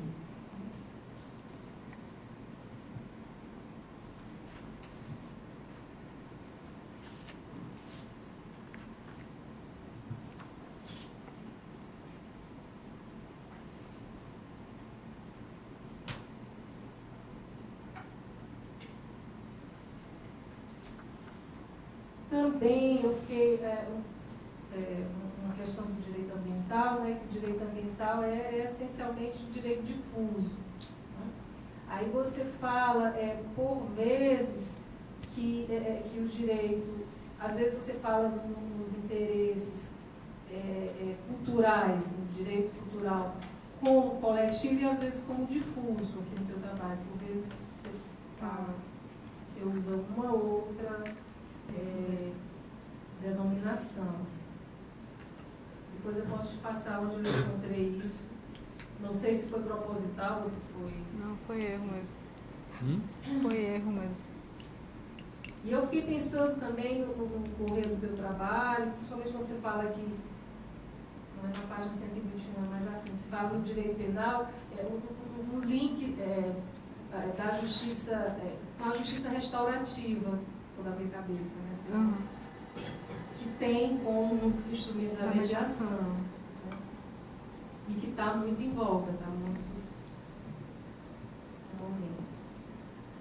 E outra coisa que é também uma certa viagem, né? Mas faz parte, viajar, para aprofundar os conhecimentos, enfim. Como dizia o Nietzsche, de novo, com as minhas ideias eu quero derrubar muros, né? Então as ideias são preciosas e podem ter importante repercussão no mundo concreto. Então, em todos esses casos concretos que você mostrou, né, onde poderia ter havido mediação e não houve, sempre se impõe uma racionalidade econômica. A gente, no direito ambiental, luta pela implementação, pela introdução de uma racionalidade ambiental. Não sei se vocês, dos direitos culturais, pensam numa racionalidade cultural, eminentemente cultural, né, para a proteção dos bens culturais.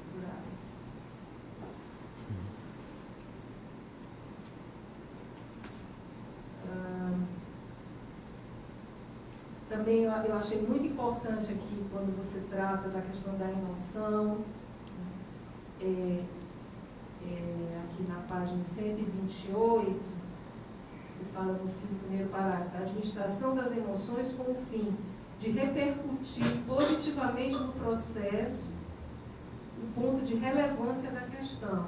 Né? Então, assim, o deslocamento da emoção do privado para o público, né?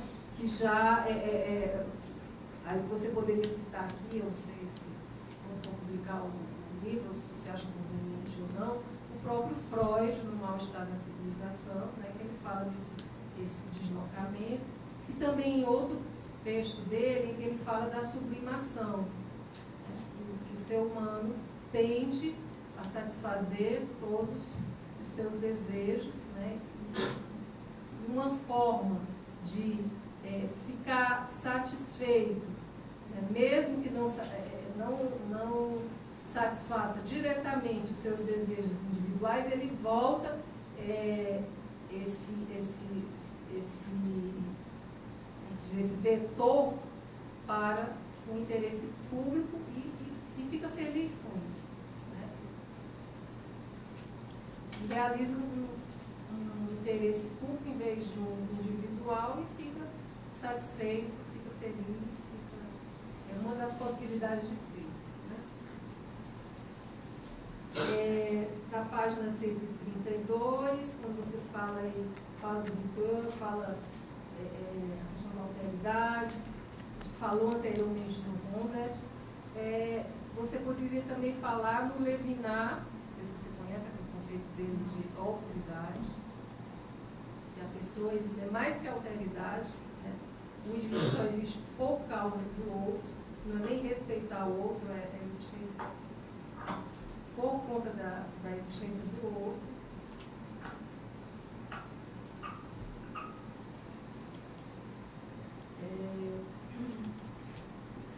Já concluindo,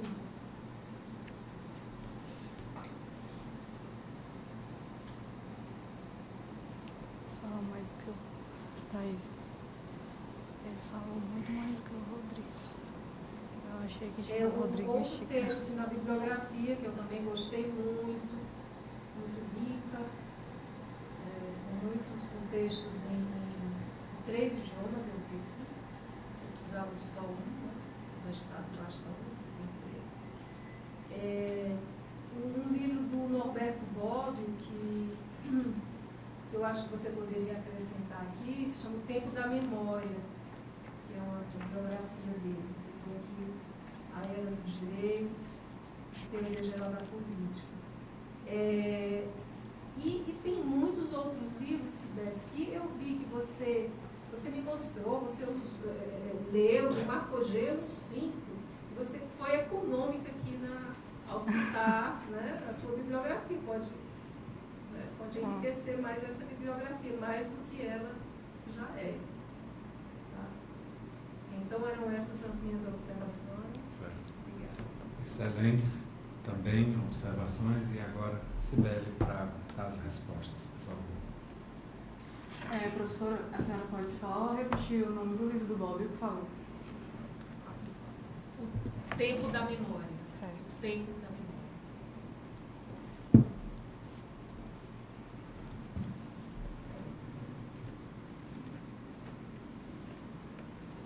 Vai, gente.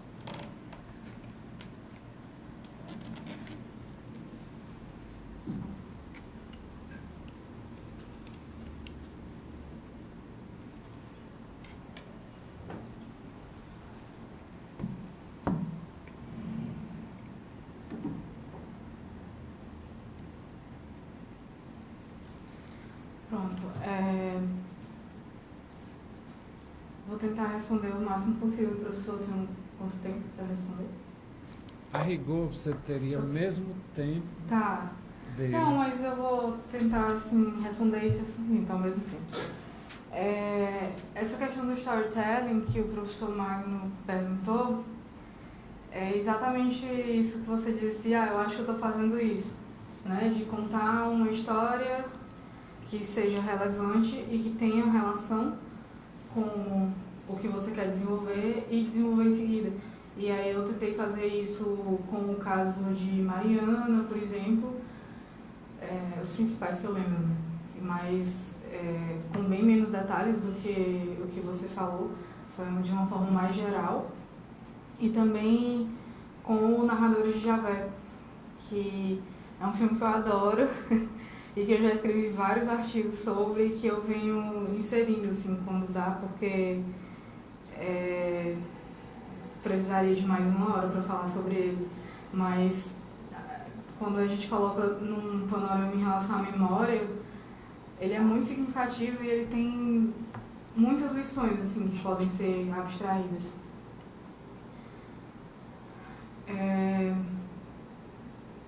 A questão do boom da memória, eu realmente tenho que colocar em itálico porque é uma expressão, né?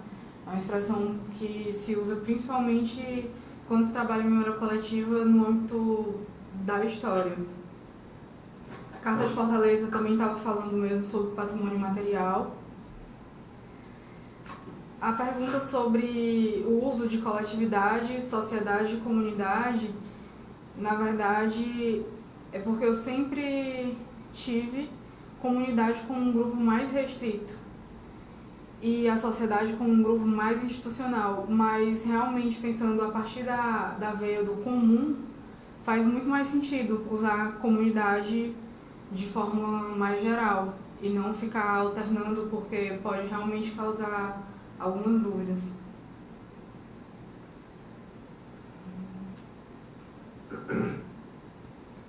A questão do marco teórico adotado para trabalhar a democracia,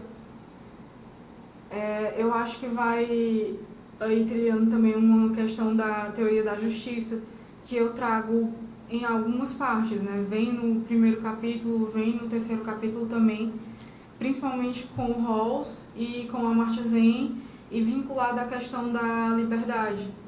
Então, seria trabalhar a democracia como um ponto para alcançar essa liberdade que tem relação com a efetividade da justiça. A justiça enquanto justiça social e enquanto promovedora de... Na verdade, não promovedora, mas como uma forma de possibilitar o desempenho das capacidades dos sujeitos com oportunidades, enfim, de uma forma equitativa.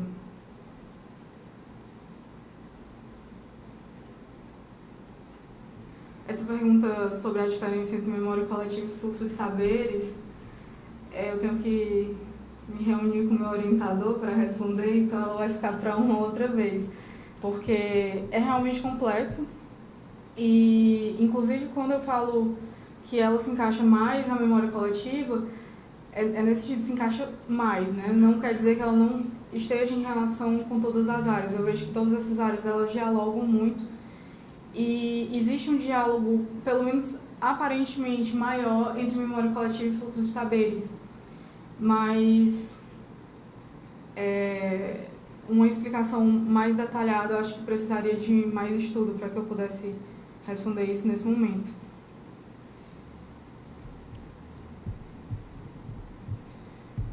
Fiquei muito feliz que o meu segundo capítulo está muito bom, é o capítulo que eu gosto mais. E muito agradecida que você disse que vai usar. Só espero aí para sair a versão final, né? Até porque eu não tive tempo de revisar. E como haveria ajustes depois da banca, eu optei realmente por fazer uma revisão posteriormente.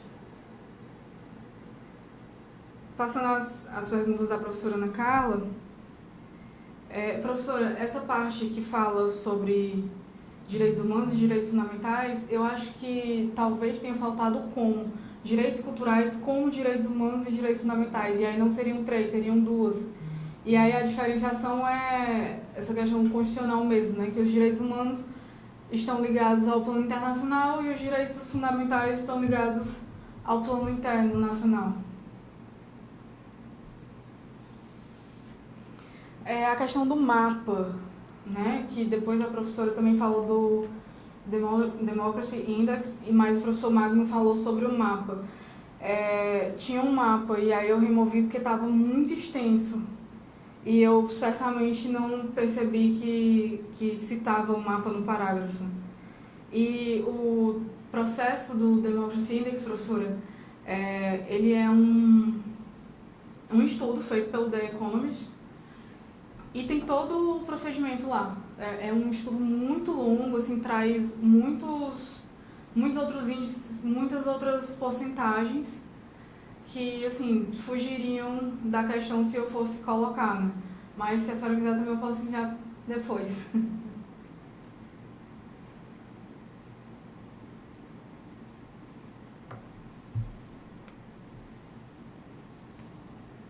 A diferença entre indústria cultural e cultura de massa. A indústria cultural ela é ligada a produtos. É o que o mercado produz e de uma certa forma que ele impõe que seja consumido, numa lógica mercadológica mesmo. Enquanto que a cultura de massa, ela não necessariamente vem do mercado, muito embora muitas vezes venha.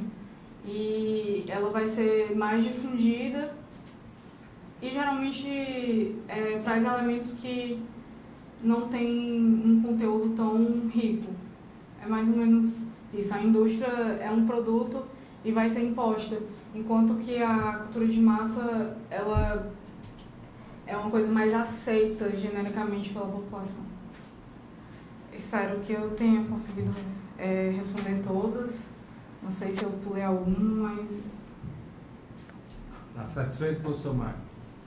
Satisfeito, professora Carla? Totalmente satisfeito. Então, eu gostaria de falar uns 3 a 5 minutos para fazer referência à jornada que nós estamos tendo nesse mês aqui de defesas de de teses e dissertações.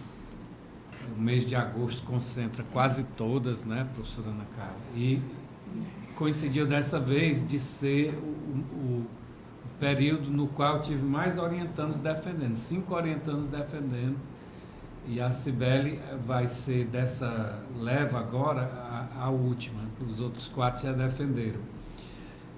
A Cibele é uma aluna realmente diferenciada, acho que os elogios que a banca fez, né, os elogios que a banca fez, tanto diretos como indiretos, com os profundos questionamentos que foram lançados sobre o trabalho, sobre a produção, fazem esse indicativo, né? Então, é uma pesquisadora muito firme, muito produtiva nesse campo, e eu tenho a felicidade de ela ter gostado desse campo dos direitos culturais e a gente ter se aproximado e trabalhado junto todo esse tempo. Então, uma circunstância que eu também vivencio cheio de gratidão, essa parceria, e só estou triste porque ela disse que vai fazer doutorado na UFC e não aqui na Unifor, né? Mas infelizmente. Tomara que a gente consiga um bom projeto aí para poder segurar esse quadro aqui, né, na Unifor, porque o professor Magno disse que já quer levá-la lá para Minas Gerais. Professor Magno, não vou admitir isso não, tá certo? Então, uma parceira de longos tempos que adentra muito profundamente na sua própria formação. Ela, apesar de não gostar do direito, de ter tido um período de não gostar do direito, ela adentra profundamente nesse estudo, na dimensão mais interessante, que é a dimensão das suas estruturas mais estáveis. Não é propriamente da letra da lei, do direito que se consome com uma medida provisória, com qualquer coisa desse tipo, mas dos lastros mais permanentes. E por falar em lastros mais permanentes, eu acabei de ler não, já faz algum tempo que eu li o livro do Paulo Grossi sobre a ordem jurídica medieval. O professor Magno estava falando aí a respeito de um colega, eu acho que de Santa Catarina, né? E esse Paulo Grossi, ele frequenta muito de Santa Catarina também, ele é da Universidade de Florença, e é um livro que me fez pensar muito nesse trabalho, de uma maneira geral. Acho que ele nem está citado, né, nesse teu trabalho, por alguns aspectos, né? Por exemplo, a depreciação que a modernidade fez para com a Idade Média, né? Eu diria até as calúnias terríveis que a modernidade, para se assentar, fez com a Idade Média, inverteu todo o fluxo. Por exemplo, um dos fluxos muito importantes eram os métodos de solução de conflitos que eram sociais e, sobretudo, a criação da norma, que não era estatal, né? O Estado e a autoridade é que captavam a norma que a sociedade criava. A sociedade, aí no caso a sociedade mesmo, e uma sociedade com dimensões de comunidade, como acentua, eu gosto de acentuar nesse campo do estudo do patrimônio cultural, o professor Carlos Magno. Então, partilho com o professor Carlos Magno, e eu partilhei com a Cibele, quando a gente decidiu nas soluções finais do trabalho, nos arremates finais do trabalho, colocar os exemplos de possibilidades de mediação, né, de mediação da situação concreta. O professor Carlos Magno, nessa situação da estação da Parangaba, ela é uma situação em que o vencedor perdeu, mas aqui nós também temos a situação de que o perdedor venceu, num outro caso bem interessante. Então, por que o vencedor perdeu no caso da estação de Parangaba? Porque eu acho que foi o maior movimento da sociedade do Ceará em favor, se não foi o maior, foi o segundo maior, porque o maior mesmo foi em que aquela situação em que o povo perdeu, que daqui a pouco eu conto, e depois venceu, né? Então, a sociedade se mobilizou, ela queria muito fortemente a permanência da estação de Parangaba, né?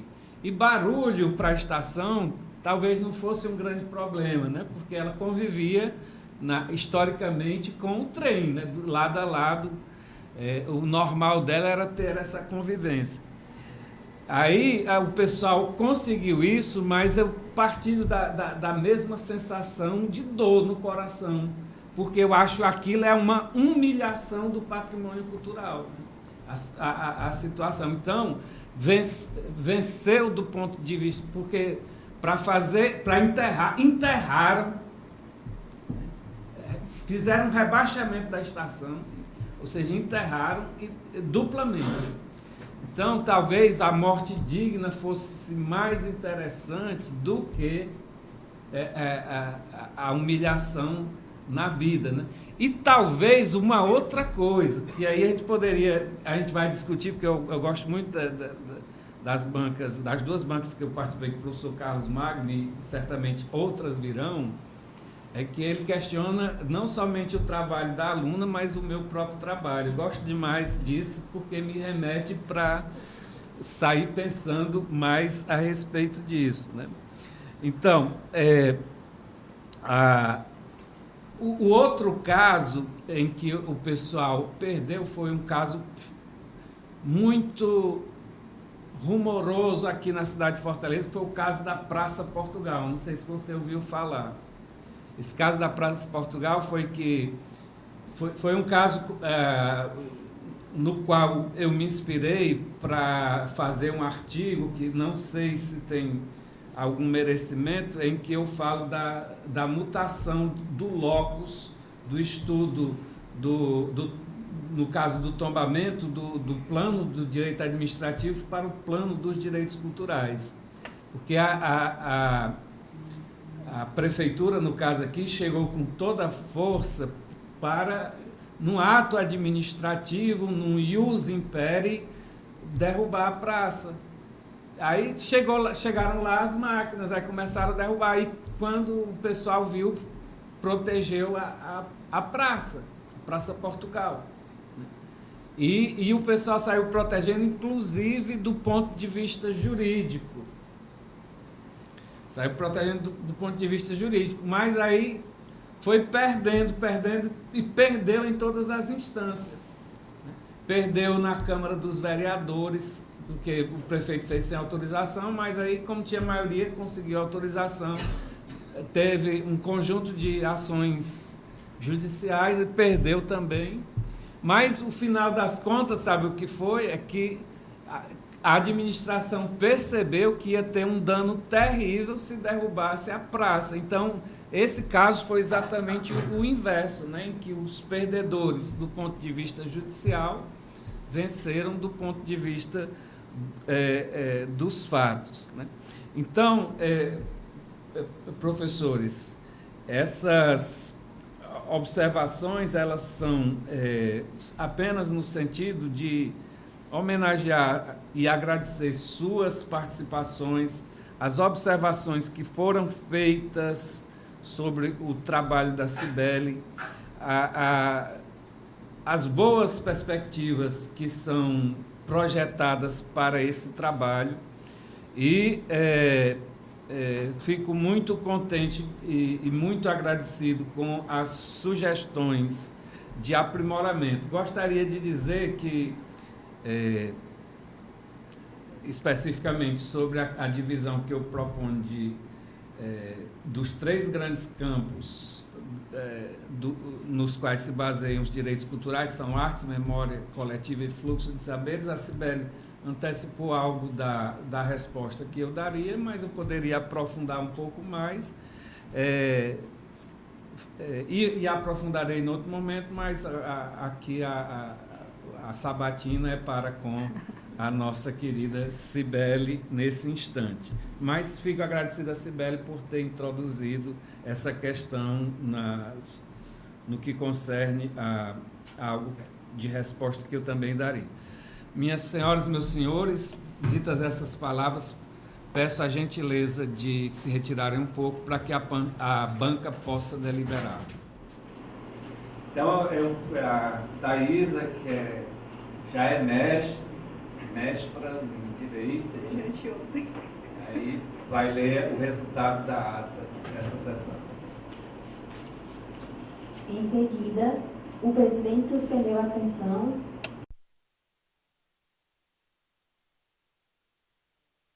O presidente da banca examinadora atribuiu o conceito aprovada à dissertação, outorgando à mestranda o título de mestre em Direito Constitucional. Parabéns, Cibele. Sim, aqui.